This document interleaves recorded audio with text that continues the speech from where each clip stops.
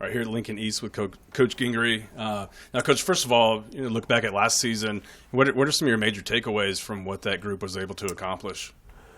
Well, I think defensively, especially defensively, I think we're a lot better than the year before. I mean, we were young. We had a lot of young kids, but those kids really performed well and did a nice job as far as forcing some different things. We had a lot of turnovers last year, a lot of 3-and-outs, and we played competitive, and that's what we wanted. When you look forward to this season, obviously you got some good players coming back. Quentin Adams, though, kind of maybe leads the way as far as prospects go. Multi-sport kid. What does he mean to you into this team as a whole? Well, he brings great leadership. He's got a great work ethic, and he's a very good student, and he's just a rock-solid citizen. So those are things you build on all the time. And I think with the other linebackers we have, Springer started every game last year, and Caulfield's a kid who played quite a bit, and we have a number of secondary kids back that it could be a good group. Where did you see Quentin develop the most from that sophomore to junior season?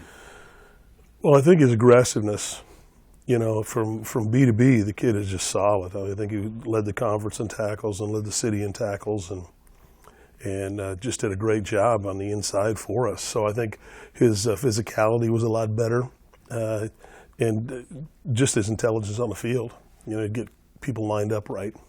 He's 6'4", 210, 215. And where do you see him ultimately kind of developing into? Do you think he has an ideal weight there? Yeah, well, I'd like to see him around 220, 225 pretty easy because he's got the frame for it, and I think he'd carry it. But he's a 3-sport athlete, plays a lot of basketball, so he's always on the move. But I think once he's able to put some weight on, gosh, he could be 230 pretty easy, and he'd really be solid inside or outside.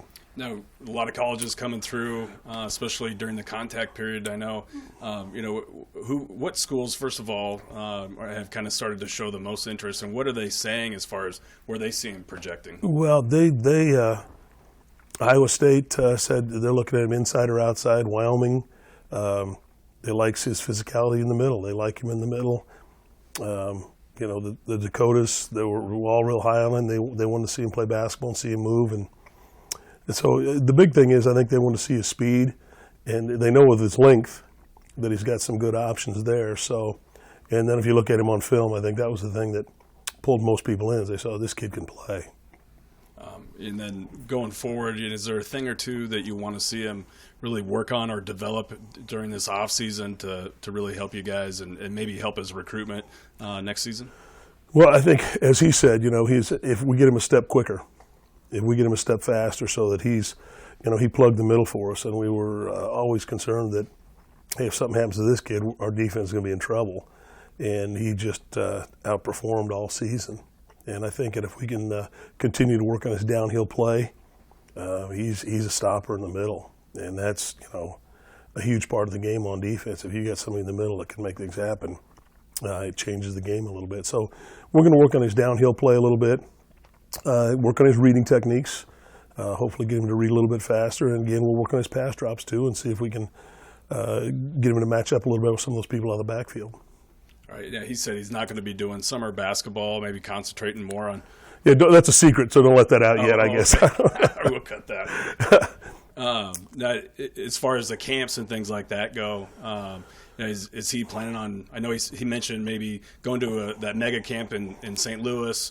Any other camps that you think? Everybody wants him to go to the day camps, and he's going to try and get to as many as he can.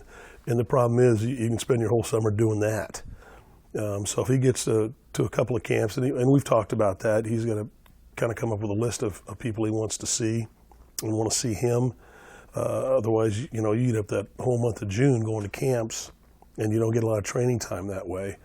So we'll see. He'll do our camp, and we'll do a team camp, and then he's going to pick, probably 3 other schools or 4 other schools that he's going to try and do the mini camps at.